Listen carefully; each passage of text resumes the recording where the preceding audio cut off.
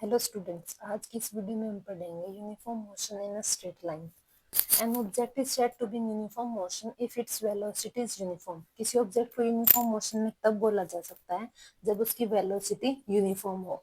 और यूनिफॉर्म का मतलब हमने पढ़ा था जब कोई object equal interval of time में इक्वल डिस्टेंस कवर करता है तो उसको हम यूनिफॉर्म बोलते हैं। तो यहाँ पर जब वेलोसिटी की बात हो रही है तो equal velocity in equal interval of time में जब कवर करता है तो उसको हम यूनिफॉर्म वेलोसिटी बोलेंगे। अब जो वेलोसिटी है उसका हमारे पास फॉर्मूला था डिस्प्लेसमेंट अपॉन टाइम इंटरवल। और क्योंकि हमने पढ़ा था कि जो डिस्प्लेसमेंट होती है वो फाइनल में से इनिशियल को जब हम सब्ट्रैक्ट करते हैं तब हमारे पास निकल कर आती है। तो हमने हमारे पास मान लीजिए जैसे कोई दो पॉइंट है, पहला है x1 और दूसरा है x2। ये हमारा इनिशियल पॉइंट है और ये हमारा फाइनल पॉइंट है। जब हमने फाइनल में से इनिशियल को माइनस किया है तब हमारे पास डिस्प्लेसमेंट होगी और डिवाइड बाई उसको डिवाइड कर देंगे हम टाइम इंटरवल से t2 माइनस t1। ओके, उसके बाद इसके कुछ इंपॉर्टेंट फीचर्स हैं। सबसे पहले है the magnitude of displacement is equal to actual distance covered by the object. Displacement का मैग्नीट्यूड उस ऑब्जेक्ट के द्वारा जो डिस्टेंस कवर होगी उसके इक्वल होगा। सेकेंड पॉइंट है इन uniform motion the velocity does not depend upon the time interval. Uniform motion के अंदर जो वेलोसिटी है वो टाइम इंटरवल के ऊपर डिपेंड नहीं करेगी। थर्ड है it is independent of choice of origin. जो ओरिजिन है उसको हम अपनी चॉइस से ले सकते हैं। जो ओरिजिन होगा उसकी चॉइस से इंडिपेंडेंट रहेगी। उसके बाद है the velocity taken to be positive if object is moving towards the right of origin. अगर जो ऑब्जेक्ट है वो ओरिजिन के राइट साइड में मूव कर रहा है तो हम वेलोसिटी को पॉजिटिव लेंगे एंड वाइस वर्सा। और अगर वो ओरिजिन के अगर लेफ्ट में मूव कर रहा है तब हम वेलोसिटी को नेगेटिव लेंगे। आगे है no force is required for an object to be in uniform motion. किसी ऑब्जेक्ट को यूनिफॉर्म मोशन में रखने के लिए उसके ऊपर कोई फोर्स अप्लाई नहीं करना पड़ेगा। नेक्स्ट है the average and instantaneous velocity have same value in uniform motion। जो हमारे पास एवरेज वेलोसिटी होती है फिर जो इंस्टेंटेनियस वेलोसिटी होती है यूनिफॉर्म मोशन के अंदर उन दोनों की वैल्यू हमारे पास सेम होती है। आगे है अब हमारे पास जो यूनिफॉर्म मोशन है उसके लिए हमें फॉर्मूला कैलकुलेट करना है।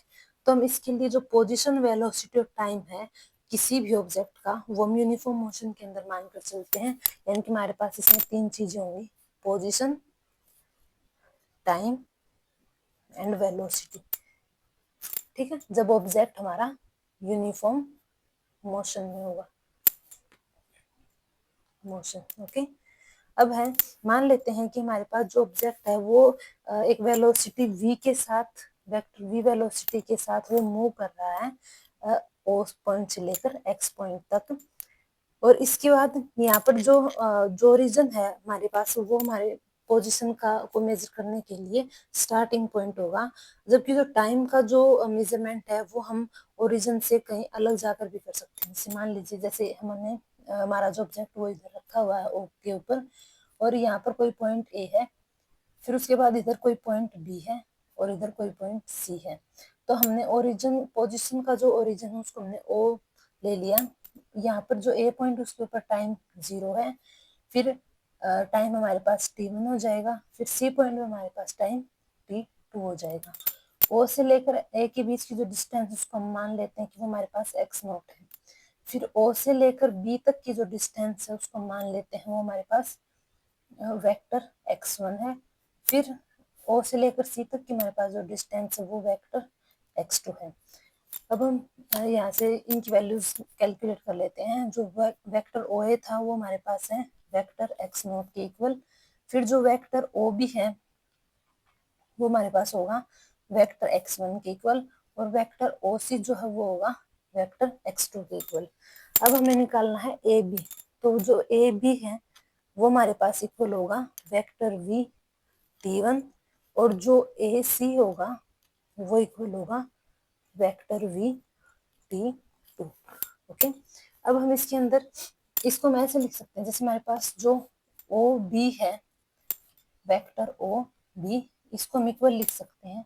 यानी जो ओ बी हो गया ये O A plus A B, तो vector O A plus A B. ठीक है, फिर जो ओ सी है उसको हम लिख सकते हैं O A plus A C, vector O A plus A C. अब हमने जो ओ सी है इसको हमने O B plus B C इसलिए नहीं लिखा क्योंकि हमने जो टाइम का जो ओरिजिन लिया वो हमने ए मान कर लिया। तो अब हमें जो भी टाइम की जो मेजरमेंट होगी उसमें हमें ए को कॉमन रखना पड़ेगा, इसलिए हमने पहले ओ ए लिया फिर हमने ए सी लिया। अब इसके बाद है जो ओ बी है, तो ओ बी की जो वैल्यू हमारे पास वो वेक्टर एक्स वन है, तो ओ बी की जगह पुट करेंगे vector x one is equal to O A जो है वो हमारे पास वेक्टर एक्स नॉट है, तो X naught plus vector A भी हमारे पास वेक्टर वी टी वन है। इसी तरह वेक्टर एक्स टू की वैल्यू निकालेंगे तो वो होगी vector X naught plus vector V T two. ठीक है, ये हमारे पास इक्वेशन फर्स्ट है, ये इक्वेशन सेकंड है। अब हम इसको सब्ट्रैक्ट करते हैं, subtracting equation second sorry first from second, तो इधर हो जाएगा x2 minus x1 is equal to vector v t2 minus t1। ठीक, अब इसको और आगे सोल्व करके करते हैं, तो ये हो जाएगा इधर माइनस से इस तरफ जाके प्लस हो जाएगा, plus vector v t2 minus t1। ठीक है, अब ये जो इक्वेशन हमारे पास फर्स्ट सेकंड और थर्ड जो तीनों इक्वेशन है ये हमारे पास रिप्रेजेंट करती हैं kinematics of uniform motion along a straight line। Okay, जो तीनों की तीनों इक्वेशन है ऑल द थ्री इक्वेशन। ठीक है, ये काइनेमेटिक्स ऑफ यूनिफॉर्म मोशन को रिप्रेजेंट करते हैं। अब इधर हमारे पास है स्पेशल केसेस। जो पहला स्पेशल केस है उसमें जो वेक्टर x2 और x1 का जो डिफरेंस है उसको हम वेक्टर s मान लेते हैं। ठीक है, और जो t2 माइनस t1 का जो डिफरेंस है उसको हम t मान लेते हैं।